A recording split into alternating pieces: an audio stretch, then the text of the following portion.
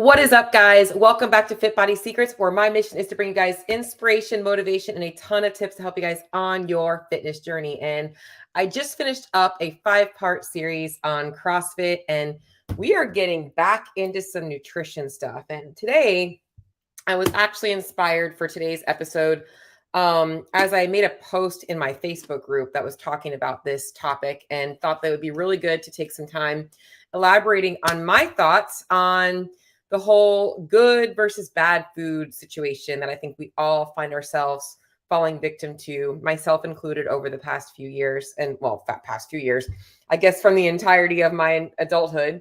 And wanted to just kind of talk a little bit about the terminology, why I don't like using those terminologies as much as I understand, as much as I don't like using. That was horrible English. But you know what I'm saying? Like, I don't love using the good versus bad foods, but I think that it's also important to recognize where that terminology came from and where it does have an application in your fitness journey, nutrition journey. And so if you get any value out of today's episode, if you want more information on, obviously dialing in your own nutrition, maybe you're talking to yourself when you're hearing these things and you're like, man, I really got to get some things figured out. I want to be able to help you guys out. So let's roll right into it. And I wanted to kind of go ahead and pull up the post that I made in my Facebook group today. By the way, if you're not in my Facebook group, please add yourself in. Would love to be able to offer you guys any help. I wish I had more people that actually asked me questions in there, because that's why I created that group. I want people to be able to ask me things. You're never bothering me. I want to be able to help people out. And that's why I posted this today, because I get a lot of people that are like, oh, like I was so bad because I ate X, Y, Z. And that's what we're really going to dive into today. So first and foremost, I think it's really important to start by there being like multiple schools of thought. You've got some purists that are like, oh my God, that's like all processed. Like you should not be eating anything but clean foods. And then you've got like the other demographic of people that's like, if it fits your macros, it's okay. And then you've got people that are like somewhere right in the middle that don't really know. A lot of people in the middle also tend to find themselves gravitating towards dietary strategies that maybe eliminate food groups. And maybe they don't label them bad, but they don't think that they can actually fit into a well-balanced nutrition plan that's actually going to get them results. So that's why I don't really think that we should be labeling things good versus bad, and more so understanding where all foods fit in. So first and foremost, it is very true that all foods can be part of a well-built nutrition plans and should be. It's just understanding the frequency of specific foods being consumed and which ones we want to be consuming more often than less often. And also understanding the importance of the quantities of them. So I think that a lot of people often hear me, if you're in my Facebook group, you've been on some of my live trainings, I talk a lot about hyper palatable foods. And what I mean by hyper palatable foods, these are typically going to be a mixture of textures, a mixture of flavors. They're often a lot higher in calories because they can usually combine a combination of carbohydrates and fats with sugar and salt. So like tortilla chips are not just carbs. There's actually oil that they're deep fried in, right? Cakes and cookies is not just carbs. It's actually butter and sugar and flour. So it's a combination of things, so it's really important to understand that when you're looking at these foods, these hyper palatable foods, they are combinations of macros along with a lot of other ingredients and flavors to make them hyper palatable. You want to eat more of them. They become more caloric because the combination of all of those things, like you're putting, rather than having a separate piece of chicken and broccoli and rice and avocado, you're taking all of those things, densely putting it together into one little packet. And that's really what you have to understand, that these hyper palatable foods tends to be really, really, really easy for people to overconsume. And they often lack a lot of nutrient density. So they don't have a lot of vitamins and minerals. They might have a lot of macronutrients, carbs and fats, but not usually a lot of protein, a lot of fiber, or a lot of those micronutrients. But here's where the problem comes in. There's a couple of these things. There's a couple of problems. So the main problem is that most people, start labeling foods, right? Bad versus good, because they've been chasing ways to achieve better body composition, maybe improve their own health. And they've just been conditioned to associate like those foods are bad, those foods are good. But this also drives them to now associate their self-worth with bad versus good. And this is where a lot of the problem comes into play. So take it, for instance, you're on a diet, you're eating super clean, and all of these things are going well. And you're talking to a friend and you're like, oh my God, I was so bad this weekend. I need to start the diet on Monday. Okay. So now and rather than talking about like the food you were eating being a little bit more overindulgent, now you're associating your behavior as like, I was bad because I overindulged. And this is where we run into a problem. And on the vice, the other problem is like, people will justify their splurges because they're like, I've been so good all week, so I deserve to splurge. And they don't even usually do this intentionally. It's almost subconsciously, like in the back of their head. They don't even say it out loud. It's like, oh, I've been good. I can afford to have this little bit of a treat. So while people are labeling the foods, they're actually creating behaviors around the way that they're labeling the foods and continuing to just like create these beliefs in their head that they shouldn't be eating these things or that they have to earn those things. And neither of those things are the case. So the reality and the truth really is that, it's really important to understand that we should be building our diet around a lot of high quality, nutrient dense foods, balancing out our macronutrients. Even if you aren't counting macros, you should know what it looks like to have a a macronutrient balanced meal without knowing the exact amounts of that. You should still be able to say, hey, I've got a good amount of protein, a moderate amount of fat, a moderate amount of carbs. You shouldn't need to macro in the beginning. In fact, you should be able to just build that, because at the end of the day, when you start macro tracking, you're getting into the hang of things. And then when you graduate from macro tracking, you should be able to maintain that same meal structure without actually looking at numbers. So the truth is, we should be eating more of those nutrient dense, higher quality foods. Okay. So it's also true that those foods that are hyper palatable also need to be eaten in less frequency. They should be making up less of a percentage of our overall diet.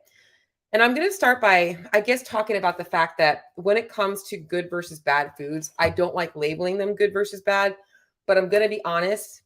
There's junk food that just tastes really good, and then there's good food, right? And I want people to realize that that's okay. Like, I have no problem with like, hey, you're never going to catch me eating like Hostess cupcakes. Like, that to me is junk food. It's going to taste okay, but I don't really need it. Like, I don't need that. Whereas like I might want to go out and have a slice of pizza. Still junk food, but that's going to do it for me. I think it's really important to understand that even though we might not label food good versus bad, there is still foods that are like, hey, I should probably not be consuming a whole bunch of that, because if I was eating pizza every single day, I'm likely not going to be as healthy as I could be. I'm not going to see the body composition changes that I want to see. Okay, so couple of things I want you guys to understand, okay? The unpopular truth is that many of these foods that we should be avoiding on a regular basis let me take it. I was reading off of my thing. I want to make sure I say this correctly, okay? There are a number of foods that we should be looking to avoid on a regular basis for a few reasons, okay? Number one is, if you are trying to lose body fat, you are trying to dial in your health, you are trying to fix things out, there are a lot of foods that are super high in calories and easy to overconsume. One serving of tortilla chips is likely not going to do it for me. And I'm probably going to want some nice dip to go with it, right? Some queso. Okay. So it's going to end up putting in a lot of calories. If you're trying to lose weight and you're putting on weight, it's really looking at where a lot of these foods are coming into play. Okay. Number two is that a lot of these hyper palatable foods, quote unquote, junk foods, bad foods, they tend to be like, the more we eat them, the more we crave them. So, when we remove things from our diet over time, we will start to lose the taste for those things. So I'm a perfect example of that. I grew up eating the standard American diet. I talk about that all the time: macaroni and cheese, French fries, fried chicken fingers, all of those things. I don't ever crave those things. Whereas somebody else, man, I am craving a juicy burger. I don't get that because I don't eat it. And it took me a long time, but that's just how I am. I don't get those cravings. So it doesn't do it for me to have that. And so I think for some people, if they recognize that the more they're like allowing themselves those foods, the more likely they are to keep addictive feelings for those. Because at the end of the day, there's no truth to food addiction. However, there is truth to a lot of these combination foods sparking a little bit of a dopamine hit, because the way they affect your taste buds and the signals that they give to your brain, they do make them easy to overconsume. So also thinking about why we need these foods, right? A lot of people are relying on them for a feeling. They're looking for comfort, they're looking for satisfaction, they're looking for relief from stress. But guess what?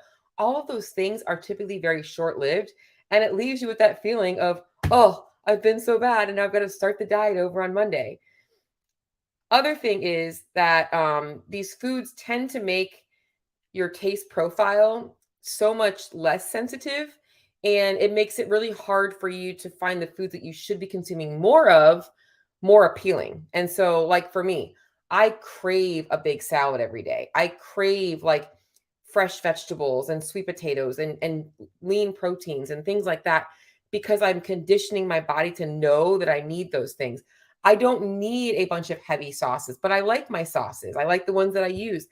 Your taste preferences get way more sensitive when you stop incorporating so many of these hyperpalatable foods. I should probably talk a little bit more about what exactly these foods are, right? Where they show up in your day-to-day life. So, I mean, the real place they're going to show up is a lot of your restaurant fare. So, appetizers, French fries, nachos, egg rolls, Chinese food, pizza, mozzarella sticks, all of those things, pastas with lots of sauce and cheeses and Alfredos. That's where a lot of these foods tend to show up. And these are the foods we want to kind of like, let's make things not so like a happy dance every single day. Let's make them a little bit simpler. And I know in the beginning that can feel a little bit hard, but chances are, if you're someone that's constantly labeling yourself bad versus good, you know that this is probably something that you probably should be addressing. Okay.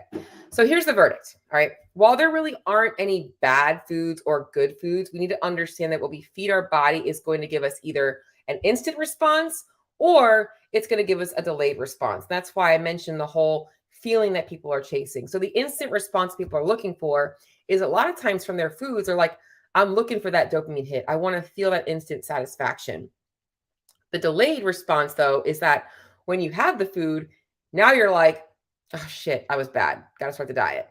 Whereas if you can learn how to recognize that instant response is only going to be temporary and likely doesn't really do it that much for you, and the delayed response of the satisfaction of, man, I don't have to rely on those things, and I actually feel stronger in the long run, and I'm actually working towards my goals now by doing this, and I start to see progress. Now you don't have that negativity, you don't have that negative impact, you're having the positive impact. And it's hard because if you've read Atomic Habits, he talks a lot about the difference between instant gratification versus delayed gratification. He makes the mention of a smoker. You're not going to feel the effects of a cigarette after one cigarette, the negative effects, but over years and years and years of smoking, you are going to develop probably problems from smoking cigarettes. Same thing here. We can have the opposite effect if we just start to change a little bit of things. Okay. So I want to go over a couple of things though that are going to help you guys understand this, as I know I'm breaking down a lot about the foods, but why is this so hard for people to break up with these types of foods? Why is it so hard to say, you know what, when I go out to eat, I don't have to smash the appetizers. I can order a salad. I can stick to a lean protein. I can find some rice on the menu. Why is it so hard? I think that the real thing is people focus so much mentally on what they're restricting themselves from, rather than focusing on what they should be adding in and learning how to replace a lot of those things, and understanding where these foods can actually fit into a well-balanced diet. Okay, so number one is, I think that the main thing that people need to realize is that by eating enough food in general in the right balance, it will also help remove the cravings for a lot of them. So I think that by nature, that people that tend to undereat tend to crave a lot of these foods. They tend to overconsume a lot of them, especially after a period of under eating. So whether it's they spend a week on a diet and then they go off on the weekends, or they do a diet for a month or so and then they're taking weeks off and they're just crushing it on a vacation. I think that learning how to eat enough in general is a hard thing for people to get a grasp of, but it definitely helps. And in fact, people also see fat loss a lot faster this way. I think another thing that people don't think about doing is finding more creative ways to create meals and snacks that are going to be a little bit more quote unquote macronutrient balance, not macro friendly, but just having a little bit more balance, and maybe with similar taste and structures and textures that are going to help you to be able to incorporate those things on a regular basis. Like, can we find a lower calorie Alfredo sauce and a whole grain pasta? Can we bump that up with some extra grilled chicken? Can we find ways to make those hyper palatable foods more able to incorporate them on a regular basis. That's really the main thing, is how can we make ways to allow ourselves to get those taste preferences and profiles without actually smashing too many calories, which is part 3, is looking for lower calorie or healthier alternatives to a lot of things, or replacements for things. Learning how to know if I'm craving something sweet and my normal habit is to go for chocolate, how can I find something that's maybe a little bit higher protein with chocolate in it? Or how can I find that? And this is where I love, creating a lot of different recipes. I think people are like, oh, I don't like using protein powder. Why not? Whey protein is one of the best absorbable, bioavailable sources of protein for you. If you're getting a high quality protein powder, you're actually getting a really good source of protein. So there's nothing wrong with supplementing your diet with that. In fact, you're getting a better source of protein. Okay. So now, obviously, we don't want to think we can never have these foods, right? There are a lot of occasions where you have to make a decision. And I think that it's important to realize that it's okay sometimes to be able to do that. So, for instance, yesterday was Mother's Day. Maybe your kids made you breakfast in bed, and a hyper palatable breakfast might have been pancakes with sausage and real maple syrup. And yeah, it was probably a lot higher in calories and carbohydrates and fat, but if that's a special day and that's the one day this whole week you had one meal, that's probably less than 10 to 15% of your whole diet. Okay. It could also look like maybe just in fitting in like 1 or 2 pieces of dark chocolate on a daily basis, or maybe it's 1 or 2 meals every week where you have a little bit of something different. The main thing is, if you're eating enough throughout the week, it shouldn't be this, free for all those days. So a couple of ways you can consume them is sprinkling them in here and there. If you are really struggling with like the cravings for them though, I do actually recommend a period of time where maybe you work on removing them and replacing them, because it can help with obviously offsetting some of the cravings for them. I already mentioned kind of like a lot of the foods, but I really want you guys to really focus on, just looking at what you're adding in versus what you're taking away. So how else can we recreate all of these hyperpalatable foods? Fried foods in general. Air fryers have become like the best thing. Cakes, cookies, pies, donuts, pastries, brownies. There are a ton of healthy recipes and ways you can kind of look for ways to fill this. Chips and crackers as well. I also recommend people looking to replace a lot of their white flour products with whole grain products. And if you're gluten-free, obviously having to go gluten-free, because a lot of these foods are often higher in fiber, also higher in protein, and you can make a little bit more, and they're usually a little bit lower in carbs, to make a little bit more balanced in your meals. A couple of other things you guys want to watch out for are a lot of the boxed meals, like macaroni and cheese, pasta, and like I grew up eating like rice-a-roni and Kraft macaroni and cheese, or those like those Knorr sides. They had like Alfredo and stuff. Try and eliminate all of that stuff because it just creates cravings for more of it. Replacing a lot of your cereals and bars with lower calorie options, cream-based soups. You want to get rid of all that stuff. And once again, main thing that I want to make sure I'm saying here is, I'm not saying that you guys cannot enjoy a slice of pizza here and there, a waffle with brunch, a Taco Tuesday, and none of that stuff. All that stuff is fine. I'm just simply saying that you want to realize that a lot of these foods that you're labeling bad are just really hard for you to control the amount of calories in, and easy for you to overconsume. And by removing them or actually replacing them the majority of the time, we can actually get a better handle of our nutrition, of our calorie intake, of our overall goals, which is for a lot of you guys trying to lose fat. So in my opinion, I don't like to label things good versus bad, but I do want you guys to understand that there are foods that are going to fit into a diet that's going to be more pro health and more pro good body composition, and foods that are going to just obviously trigger more cravings, more hunger, and more frustration with yourself. So I'm going to hop on over to my comments. Geez. Oh man, Bruce Wayne, Damien, let's go indeed. Kenneth, how are you guys? Happy Monday. Bruce, I'll add you to my group. I'll send you the link today. I'm a pro metabolic fan myself. Y'all are awesome. Are you guys, am I going to see you guys this week at semifinals? I'm super stoked. I'm just looking to see if there's any questions. Hey, Jody.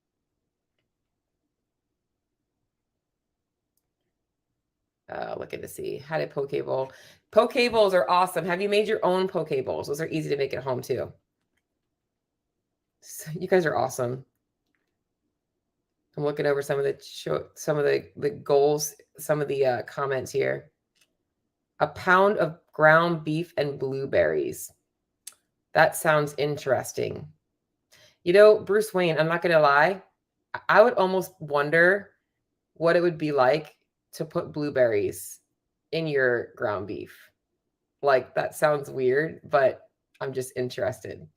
What about a slice of pizza or two a day? So, Bruce, I actually have a friend I know that actually did that for a while. Well, he tried to do it for a whole month and he realized about halfway through that his gut cannot handle the cheese and had to stop. So he switched to a donut. But I've never tried that, and maybe I will. That might be a good experiment for me. I have a confession. I have mac and cheese every now and then. 50 cents a box. Can't beat that price for sure. I have a confession. I also love top ramen, Kenneth. So that's one of my things here and there as well. Who is trying raw beef? You will definitely not see me trying raw beef. Although I will tell you this, I am the type of girl that likes her steak pretty rare. So that's probably the closest you're going to get to me eating raw beef for sure. A slice of pizza a day keeps the blues away. Guys, y'all are awesome. Well, I hope to be able to see some of you guys at semifinals this week. I will be there Thursday through Sunday. So if you're going to be at semifinals in Orlando this weekend, please hit me up. If you guys got any value out of my episode today talking about good versus bad foods, if you struggle with this mindset and you're trying to be a little bit more flexible, but you don't know where to start, shoot me a message. Let's talk, and I'll talk to y'all soon.